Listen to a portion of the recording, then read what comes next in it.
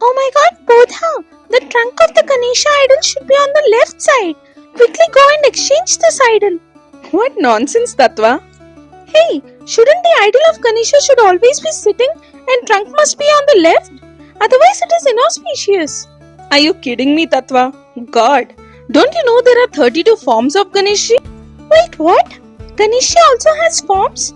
I thought he's just one. Our cute, pyare Ganeshji. According to the Mudgala Purana, there are 32 forms of Ganesha. Out of them, 16 are very special and are called Shodasha Mahaganapatis. Let me introduce you to them. First is Bala Ganapati, the child form, full of innocence.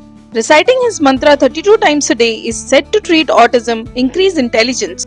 The next is Taruna Ganapati, youthful and vibrant. Observing his mantra 32 times a day will result in obstacle-free initiation and accomplishment of tasks. Then Bhakta Ganapati, embodiment of devotion. Reciting his mantra 11 times a day is said to increase devotion and faith. Veera Ganapati, the valiant warrior. Reciting his mantra 16 times a day bestows devotees with courage and valor. Next is Shakti Ganapati. With his divine concert, reciting his mantra bestows devotees with self-confidence. Dvija Ganapati, the twice born, symbol of knowledge. Reciting his mantra 16 times a day enhances creativity and lateral thinking. Siddhi or Pingala Ganapati, giver of accomplishments. Reciting his mantra 32 times a day bestows accomplishment and success of tasks. Uchishta Ganapati, the tantric bestower of prosperity. This form of Ganesha should be worshipped with utmost adherence to procedure. Even a small folly can anger this Ganesha. He is said to fulfill wishes very promptly. Next is Vigna Ganapati, remover of obstacles. Reciting his mantra 16 times a day removes all obstacles. Kshipra Ganapati, quick to grant boons. This Ganesha has the trunk to its right. Reciting his mantra 16 times fulfills all wishes. Heramba Ganapati, the five-faced protector. Reciting his mantra before any journey removes all the obstacles in the journey. Lakshmi Ganapati showers wealth on reciting his mantra for 32 times a day. Mahaganapati, the supreme form. Reciting his mantra 32 times a day can save one from all kinds of graha doshas. Vijay Ganapati, bestower of victory. He is generally worshipped by people in politics. His mantra should be recited 32 times a day. Next is Nritya Ganapati, the joyful dancer. Reciting his mantra 32 times a day bestows devotees with mental peace. Urdhva Ganapati, one who uplifts spiritually. Reciting his mantra 32 times a day gets one out of unjust punishments.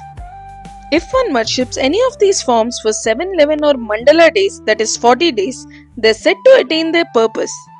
Hey, wait! What about Mushak? Isn't Ganesha always sitting on the little mouse? Dude, do you always sit on your bike 24/7? How do you expect Ganeshji to always sit on his Vahan? Point taken, but how did Mushak really become his Vahan? Well, according to Ganesha Puranam, long ago in Dandakaranya, a Maharshi and his wife lived a pure, pious life. They cultivated their land, used the money to survive, do pujas, and serve sages. But nearby lived Anindyudu, the rat king, full of arrogance, ego, greed, lust, anger, and ignorance. He destroyed the fields mercilessly. The couple tried to stop him, but he always escaped into his hole. Fed up with all this, Maharshi's wife suggested poison or a cat. But Maharshi said, "The rat is doing its karma. Let us do ours. Patience is the path." Anindyudu mistook their patience for weakness. He went further, destroying their clothes, crop, and belongings. One day, sage Bharadwaja visited their ashram. Pleased with their seva, he granted them a boon. Maharshi asked for more strength to serve others, but his wife couldn't hold back. She poured out her pain about the rat king. Bharadwaja Maharshi said, "Perform Sankashti Chaturthi Vratam for 12 months. In time, your story and the rats will be immortal." The couple obeyed. Every month during puja, Anindyudu ate the prasadam, forcing them to redo it.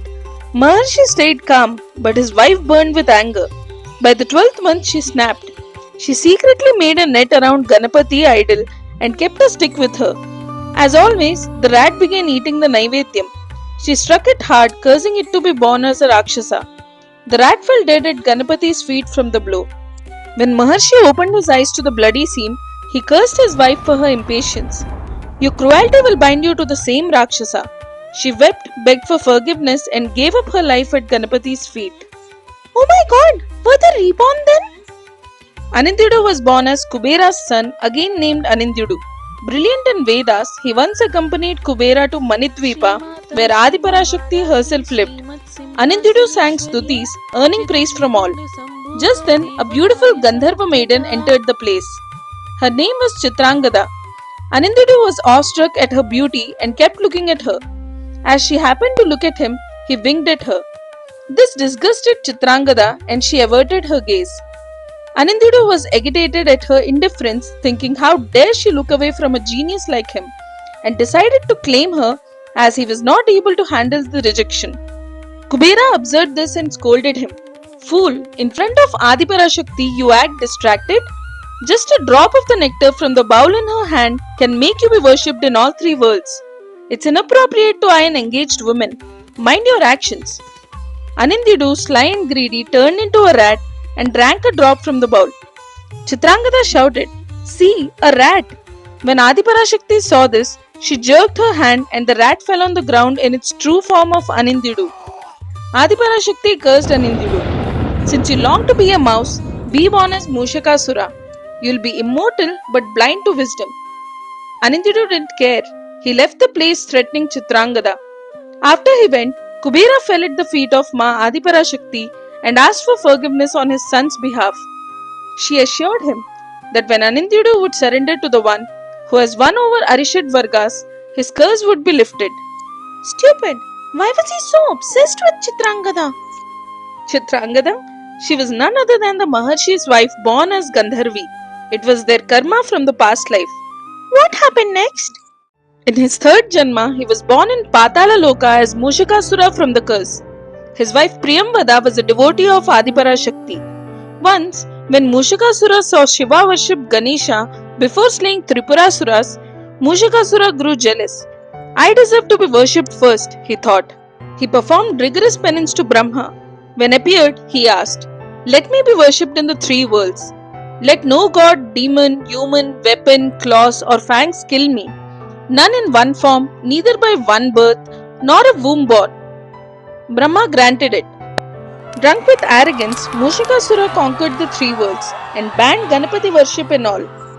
One day when Mushakasura was roaming in the heavens, he saw Chitrangada and was immediately infatuated by her. She rejected him and warned him that she is engaged to Jayanta, the son of Indra. But he abducted her and locked her in his palace, giving her a week to change her mind. She was an ardent devotee of Lord Ganesha. She prayed to the Lord Ganesha to rescue her. Lord Ganesha appeared and commenced Jayanta. Ganesha himself became the priest and got them married. They all vanished from the place. When Mushakasura came to check after a week and found no one, he was infuriated beyond rage. Furious, Mushakasura vowed revenge. From his blind infatuation sprang a demon, Mohasura, born of delusion. Handsome and dazzling, Mohasura wandered into Gandharva Loka. With a single strike of his Mohastra, he clouded the minds of all Gandharva women.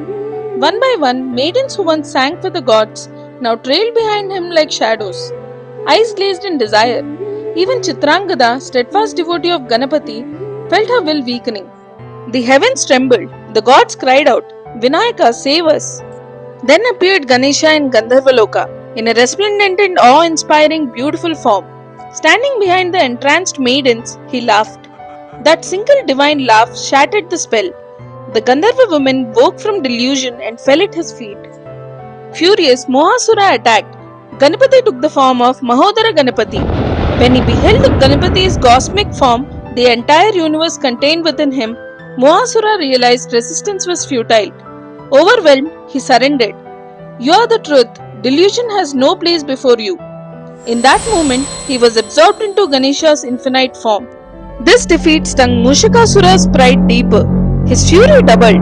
Ignoring his wife Priyamvada's pleas, Mushakasura declared war on Ganesha. With an army at his back, he wrote that no one could defeat him.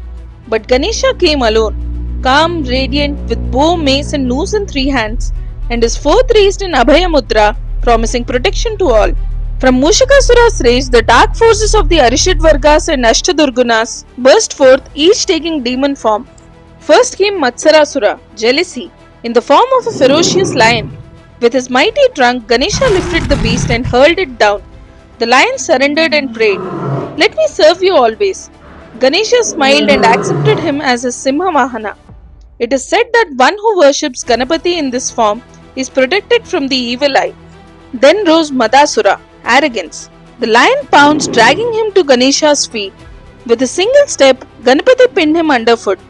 Humbled, Madasura begged, "Let me be your footrest, to remind all that pride bows before you." Ganesha accepted, making him his Padapitham. Next came Krodha, the demon of anger, and Lobha, the demon of greed. They charged, blazing with fury and desire. Ganesha only cast his gaze upon them. Instantly they were burned into flames, dissolving into his eyes, teaching that wrath and greed vanish in the vision of wisdom. Then appeared Kamasura, the demon of lust, in the form of a radiant peacock spreading its dazzling feathers.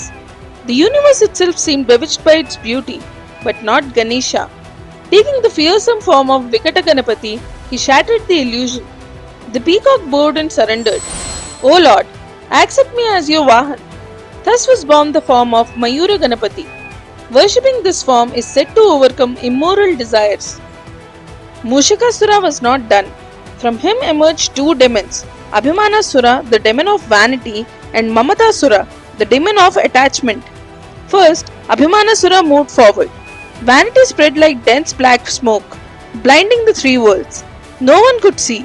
But Ganesha inhaled the darkness through his trunk, manifesting as Dhumravarna Ganapati, dissolver of pride.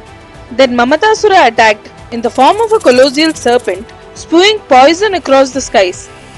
Ganesha took the form of Vignaraja Ganapati, inhaled the venom, and in doing so pulled Mamatasura into his trunk. The serpent fell at Ganesha's feet and requested, "Let me serve as your Vahan too." Ganesha blessed him, became Sarpavahana Ganapati, worshipped to overcome unhealthy attachments. One by one, all the Arishad Vargas or Ashtadurgunas fell. Jealousy, arrogance, anger, greed, lust, pride, arrogance, and attachment all surrendered at the feet of Ganapati. Now only Mushakasura remained. Laughing, he mocked, "No weapon, no claw, no fang can harm me. I am immortal." Ganesha smiled. Quietly, he broke off his own tusk. Like a blazing missile of truth, it chased Mushakasura across the three worlds. With every turn, the tooth reminded him of past births. The fields he destroyed as a rat, the nectar he stole as Kubera's son, the arrogance he carried as a Rakshasa. Terrified, weary, he finally stopped. At the urging of his wife Priyamvada, Mushakasura fell at the feet of Adi Parashakti and Ganesha, begging forgiveness. "Forgive me, and not take me as an enemy. Let me always remain at your side as your only Vahan." Ganesha, full of compassion, lifted him. "From today, you shall be my eternal companion. Across the three worlds, you will be worshipped with me." Priyamvada also offered herself, becoming the divine Chhatram or parasol, shading Ganapati forever. And so, every idol of Ganesha is seen with Mushak and Chhatram, a reminder that even the most fallen, through surrender at his feet, can attain the highest closeness to God. Imagine, a mouse that once stole prasadam, caused havoc, even became a Rakshasa, by surrendering attained Triloka Pujyam, eternal worship as Ganapati's Vahan. So Tattva, now tell me, how can just the position of a trunk make the supreme god fearsome? How can Vignadipati, the remover of obstacles, suddenly become the cause of them? You're right, Bodha. I was caught up in the misconceptions. Ganesha is beyond our limiting rules. He's the embodiment of wisdom and compassion. But Still a but? why do we fix Palavelli over Ganesha and tie fruits, corn, etc. to it? Is there a deeper meaning to it? Is it compulsory? A good question. Of course it has deeper meaning. Ganesha is manifestation of Bhushakti. He is the guarding energy behind the Navagrahas and Panchabhutas. The Palavelli represents the infinite sky. The round fruits hanging from it represents Navagrahas, hence the 9 round fruits. We tie corn to represent the crops or Bhushakti. Some fix sugarcane, banana trees as well. So if you ask me if it is compulsory, I would say that if you can imagine it all or understand the essence while praying, that does the job. Oh my god, that's deep and incredible. Last but not the least, Do you know why we worship Ganesha with 21 types of leaves or patri? Don't tell me that has a story too. You remember how Ganesha and 20 Upaganapatis were slayed by Mahadev's Trishul while guarding the door, right? I remember. What does that have to do with it? After Devatas found elephant head to relive Ganesha, they also brought 20 more elephant heads to revive the Upaganapatis. Lord Parmeshwara fixed and joined the head to Vigneshwara's body. As soon as he caressed the body, life entered it. When Ganesha woke up, Parvati Devi showed him Lord Shiva, saying, "My child, he is your father." At once, Ganesha fell at his father's feet, saying, "Oh father, what a great mistake I made. Please forgive me." The first Vigneshwara was born on the earth on Bhadrapada Shukla Chaviti. Interestingly, second time when life entered him again, it was also the very same day, Bhadrapada Shukla Chaviti. This is why we celebrate Vinayaka Chaviti on Bhadrapada Shukla Chaviti. While Ganesha was named as Siddha Ganapati, the remaining 20 Upaganapatis were also given names. Then, Ganesha with 20 Upaganapatis were worshipped with specific leaf for each one. This is why even today, Ganesha is worshipped with 21 different leaves. That's amazing, Bodha. Let's meet again with more interesting stories. Don't forget to like, share and subscribe to Bodha Hoots for more such stories and insights. Ganpati Bappa Moria. Om Gan Ganpataye Namaha. May Ganpati bless your lives with joy, wisdom and prosperity.